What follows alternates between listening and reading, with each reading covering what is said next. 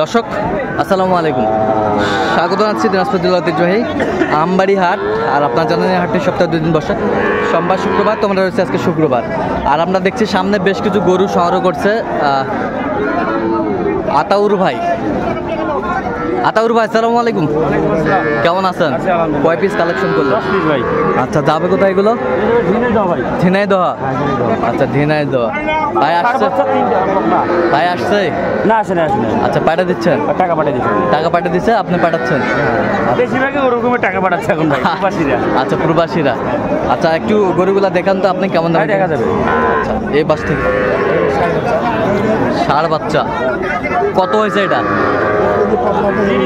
30,000। 30,000 শাহিওয়াল ষাঁড় বাচ্চা, 30,000 quality full. এ বছরটা এটা হচ্ছে 28.5। 28.5। এ বছরটা পার্সেন্ট কি সেই অনেকের ছোট বাচ্চা নিতে 30-এর নিচে বাজেট। 30-এর নিচে বাজেট। আরো এটা কত হয়েছে? 26.5। ওই বছরটা এই হচ্ছে বকনা। এটা কত হয়েছে? 28.5। বকনা রেট কম। বকনা রেট কম, 28.5। ওই বছরটা এটা 25। এই বছরটা এটাও 25।